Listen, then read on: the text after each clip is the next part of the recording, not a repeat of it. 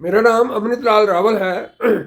मैं दिल्ली यूनिवर्सिटी के कॉलेज में 43 साल मैं पढ़ाता रहा हूँ। इससे पहले मैंने पंजाब यूनिवर्सिटी के कॉलेज में भी 2 साल पढ़ाया है।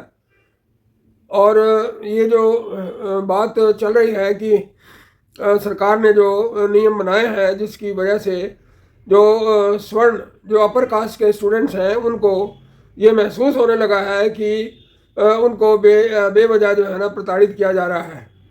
तो मैं ये कहना चाहता हूँ कि सारे जो कानून हैं वो डिपेंड करते हैं जो कानून को अमल में लाने वाला है उसकी नीयत के ऊपर डिपेंड करते हैं। जो कास्ट बेस्ड अत्याचार है वो होता है और बहुत धड़ल्ले से होता है, कोई इसमें शक नहीं है। क्योंकि मैं खुद जो है ना बहुत महसूस किया है कि कोई जो है कोई इस के खिलाफ है, कोई उसके खिलाफ है। पहले 30 साल पहले 40 साल पहले तो सरेआम कहा जाता था जो लोग पंजाब से आए थे कि ये तो रिफ्यूजी है, तो रिफ्यूजी है, ऐसे ऐसे कहा जाता था। स्टाफ रूम के अंदर कहा जाता था। और एक तो मेरा कुलीग था, वो तो ये कहता था कि आप तुसी मुसी करते रहते हो। तुसी मुसी का मतलब ये है कि आप पंजाबी हो इसलिए आप जो है ना इस तरह की भाषा बोलते हो।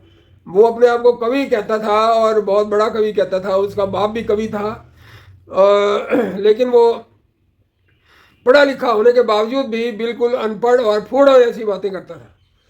तो उन दिनों मैं एक यूजीसी से एक फरमान आया कि जो बच्चे एससी एसटी ओबीसी के हैं उनको जो हर वर्ष जो सहायता दी जाती है उस सहायता को आप डिस्ट्रीब्यूट कीजिए।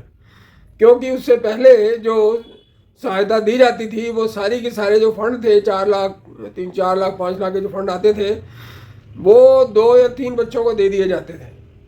अब कॉलेज में बच्चे तो ज़्यादा थे ओबीसी एससी एसटी के, लेकिन वो 2 2 3 बच्चों को दे दिए जाते थे। और मेरा ये शक था कि ये जो पैसे हैं ये नक्सलवादियों तक पहुंचाए जाते हैं। मेरे एक दो कुलीग थे जिनके संबंध नक्सलवादियों से थे और उनके दबाव में आके जो प्रिंसिपल था वो 2 3 बच्चों को या 2 बच्चों को वो पैसे दे देता था। लेकिन मैंने जब उन पैसों को डिस्ट्रीब्यूट करने की जिम्मेदारी ली तो मैं जो है एक नोटिस निकाल देता था कि जो भी एससी एसटी ओबीसी का बच्चा है वो अपनी एप्लीकेशन और अपने दस्तावेज यानी कास्ट सर्टिफिकेट और इनकम सर्टिफिकेट वगैरह दे दे। तो उनको फिर मैं सबको बराबर बराबर दे देता था। बराबर चेक बनते थे और चेक जो है उनको सबको मिल जाते थे, सब खुश होते थे। तो हर कानून जो है कानून को इम्प्लीमेंट करने वाला, कानून को अमल में लाने वाले की नीयत के ऊपर डिपेंड करता है कि वो क्या है, वो क्या चाहता है। इसलिए जो बेईमान लोग हैं वो ऊपर उठ जाते हैं और जो ईमानदारी से काम करते हैं उनको बहुत प्रताड़ना झेलनी पड़ती है, बहुत उनको विरोध सहना पड़ता है। झूठे सच्चे इल्ज़ाम उनके ऊपर लगा दिए जाते हैं और उनको ये मुश्किल हो जाता है ईमानदारी से नौकरी करना, यानी कि सांस लेना भी मुश्किल हो जाता है। क्योंकि बेईमान लोग बहुत ज़्यादा हैं, चाहे वो पढ़े लिखे हैं, चाहे वो यूनिवर्सिटियों में रहते हैं। मैं जब पीएचडी कर रहा था तो मेरा गाइड जो था मेरठ यूनिवर्सिटी का वो मुझे कहता है कि मुझे 4000 दे दो, मैं आपकी थीसिस लिख दूंगा। मैंने उसे कहा कि मैं डिग्री खरीदूंगा नहीं। ये कह के मैं आ गया, मैंने अपनी थीसिस लिख ली थी, सब कुछ हो गया था। लेकिन उसने वो ऐसा मतलब घटिया आदमी निकला तो मैंने फिर मेरी पीएचडी बीच में ही रह गई, हालांकि मैंने लिख ली थी थीसिस।